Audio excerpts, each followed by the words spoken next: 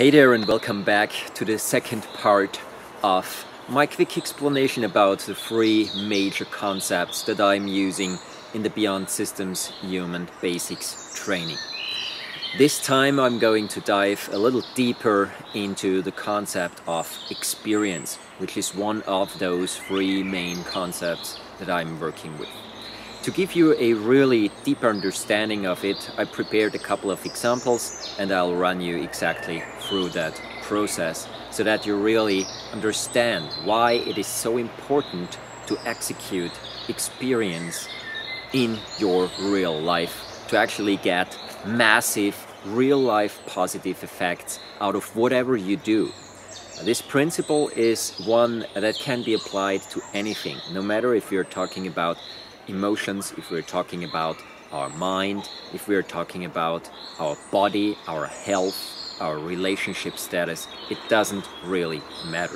Experience is at the core of our human existence, and it is something that, well, from time to time, especially in this workshop development and well-being community, is actually a little bit it is used not exactly the way it could be used. So sometimes there is a lot of room for improvement when we're talking about experience.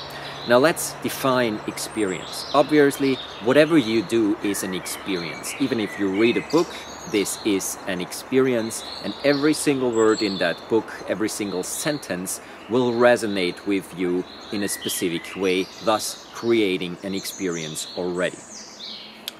In the old times, no matter which civilization we're talking about, whether it's the Hawaiian tradition, the North American shamanic Indian tradition, if it's the Celtic tradition, Chinese, or even the Vedic traditions, it doesn't matter. Originally, in most of those traditions, it's always been the very, very important point to translate experience into all existing layers of existence. What does this mean? This literally means that whenever you make a mental experience, for example, by reading something or by talking to someone who explains a specific concept to you, like I am right now, this is a mental experience. Obviously, since our mind is somewhat connected to our body and our emotions, this specific experience will have an effect on the body. But those very old traditions and cultures, they figured out that it's really important to actively translate all experiences, no matter on which level they are made, into all others. So that you actually have to, let's call it, channel an experience from your mind into your emotions, into your body, all the way through. Also, to realize what does this experience, this mental experience, what do those words actually do with my energy. So it's really, no matter on which level we start, experience always has to be translated and channeled and canalized, literally, through all different layers of vibration, of existence, of expression. That's maybe the term that is most neutral here, because I really want this to be neutral. And for you, no matter where you come from and which cultural or spiritual background you come from, to actually understand what I'm talking about without being put off by some of my wording. That's why I use so many different terms, just to make sure that you really understand that what I'm talking about here is not something that is fixed to one specific concept, one specific mindfulness school, one specific religion or something like that. Actually, it doesn't have anything to do with religion. Okay, so the very important part here is, if I make an experience in the physical world, if I do a specific movement, then this movement always has, consciously or subconsciously, effects on my emotions, on my mind, on my energy as well.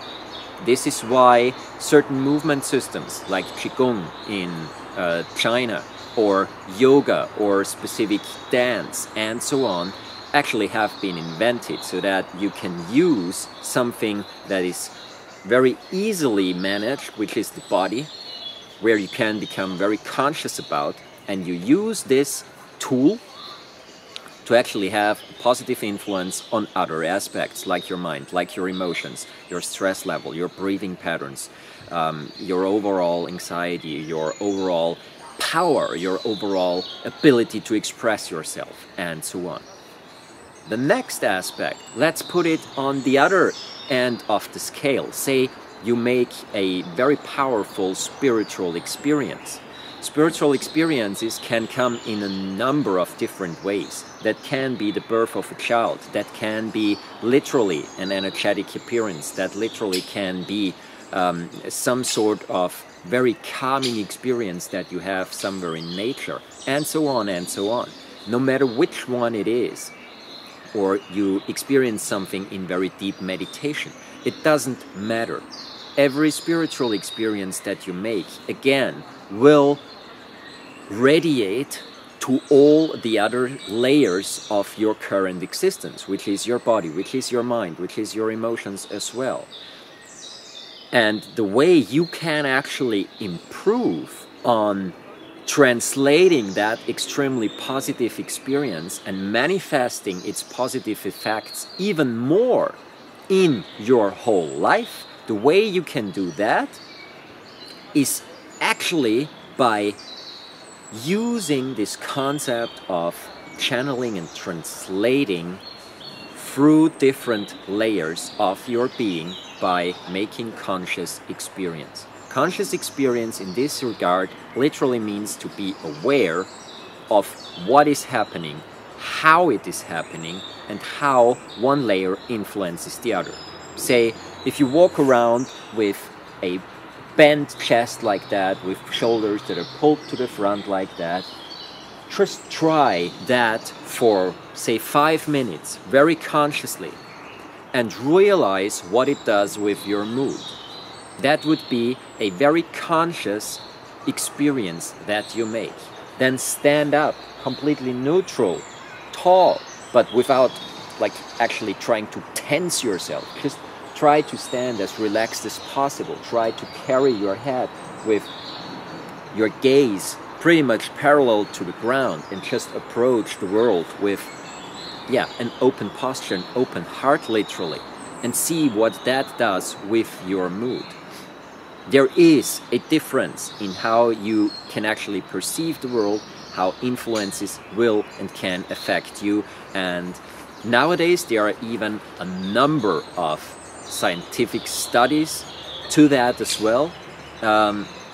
You can literally read through hundreds and thousands of papers that have been published that support what I'm saying here right now. Now, another aspect of making experience, when we talk about this concept, I mentioned it in the first video, when we talk about this concept of making an experience of, say, a sentence or a quote that really enriches you and that just fits your current situation perfectly, where you feel completely A, recognized, and B, you really understand that this is of major significance for you right now. Let me give you a short story for that. Every time I put out a quote of my own, I'm actually thinking of attaching a user's manual to it.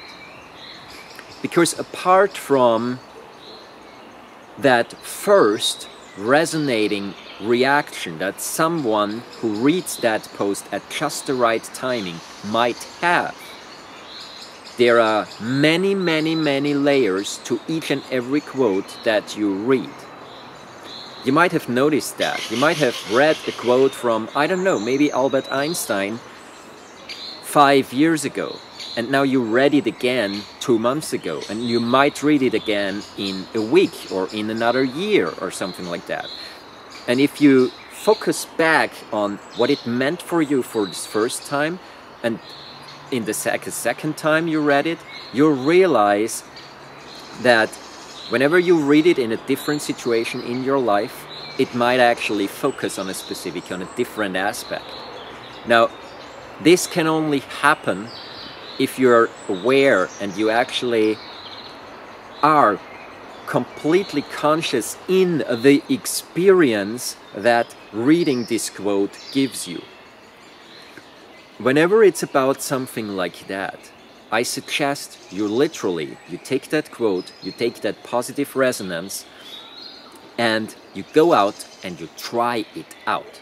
You actually start to check, okay, let's try and apply whatever I read in that quote in real life on a conscious level.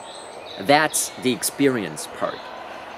And then it's not so much about that quote anymore. Then it's not so much about the very interesting sentence that some maybe famous person 100 years ago said or something like that. Then it's about that trigger, which was that quote, and your personal connection to it. Again, this makes it much more alive, because that allows for your personal shift, and this allows for your personal development to actually exist next to that quote.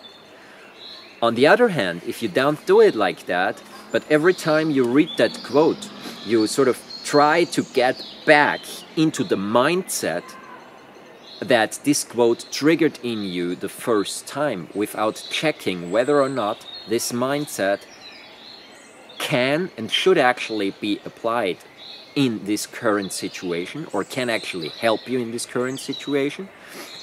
Whenever you try to hold on to that narrow framework, then you limit yourself again, and you limit the potential of the trigger, aka the quote.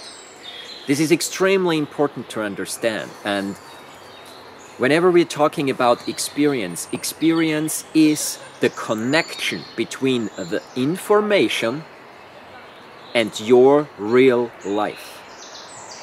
And as long as that connection doesn't exist, and as long as this path of connection isn't used on a regular way, literally like a path in the forest, if you do not walk that path very often, it will grow shut.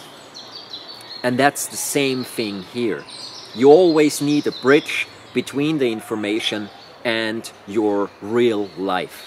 And that's what experience is all about. Now let me give you another example. In the past 18 years, I really worked with thousands of people all around the globe. And one part of that working with people was that I did burnout prevention workshops, literally for hundreds of people, partially for really huge companies, for multi-billion-dollar companies.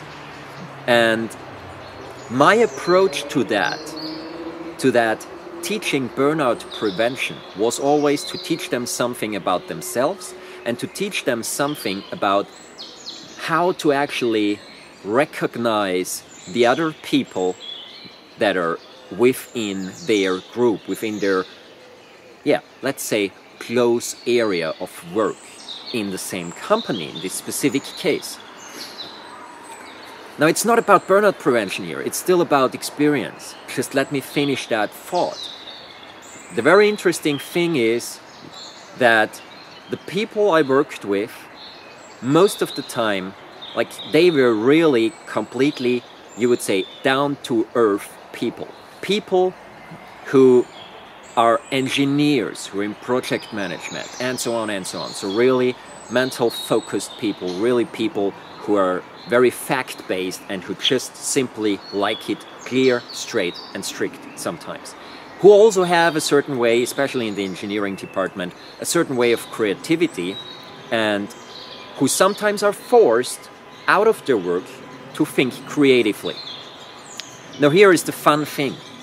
More often than not, I was actually told that the programs that I delivered, the burnout prevention programs, have been the most valuable assets they ever bought for their management team. More than any other, even management training they ever invented, they ever spent money on. And the reason why is not something that I made up, it's the reason that I got from those people. They said, you know, when we came to those classes, we thought you'd probably present a couple of new concepts that we can use, some new mental concepts that we can use in order to structure our work better, in order to not to edge that much with other people, in order to reduce stress using breathing or something like that. But what we didn't expect was that you bridge the gap between experience and the real life, and that you showed each and every concept using physical experience, and that physical experience more often than not equals mental and emotional experience.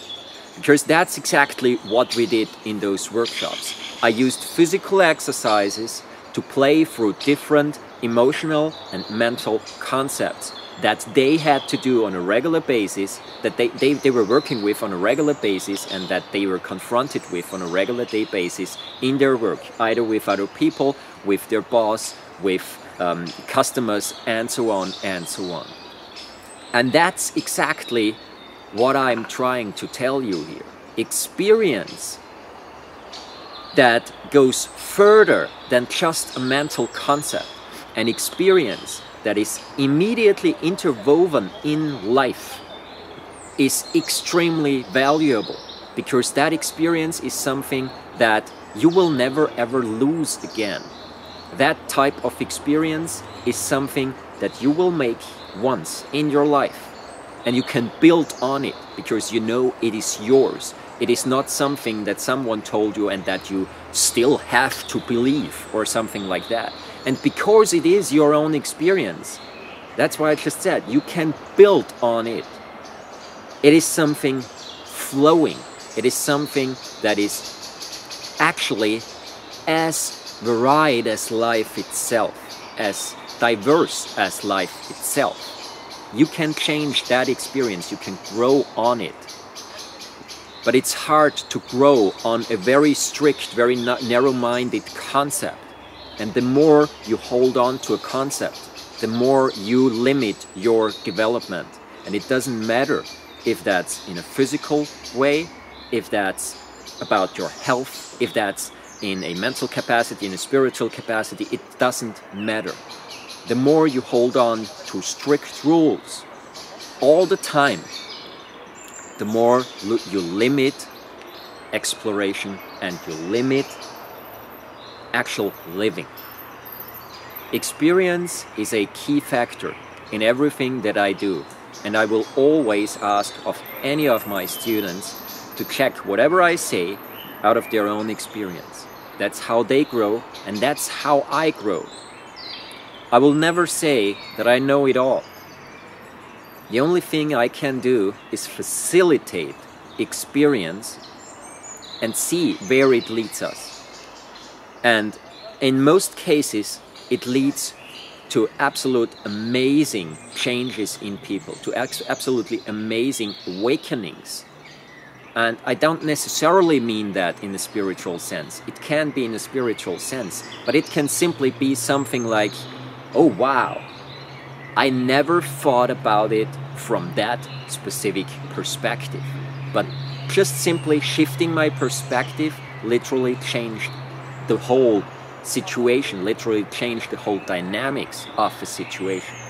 That's exactly what experience can give you, and that's why it's so extremely important. No matter if you're working with me, if you're working with my YouTube videos, that's also one of the reasons why I always ask for comments, and why I always say, if you have any questions to my videos, leave them in the comment box. I don't see what exactly it is that you are doing with that specific exercise that I'm showing. And while on YouTube I try to restrict myself to movements that are rather straightforward, there is still, in each and every one of those movements, there is the potential for literally thousands of tiny micromechanical alterations that I can't predict and that I can't know of because I do not see you practicing them. And that's the exact thing why I always say, use the chance of interaction, ask, maybe send a video back, whatever. Just, it needs experience. And once again, remember, experience is the bridge between information and life. I wish you a wonderful day. See you in the next update where I talk about the next concept. Try to experience as much as possible if you want to, and see what you can do with the information that I just presented in this specific video. Maybe there are some situations that you can go through, that you already lived through, that help you to understand the importance of experience, if you don't already use that concept anyway. Alright, have a wonderful time. If you have questions, once again, leave them in the comment box. Stay tuned for the next 2 updates and have a wonderful time. Maybe see you in one of the retreats, either the one in Croatia or the one in Bali, or some of those retreats next year, or here on YouTube. See you soon and enjoy your experience. Thanks for watching.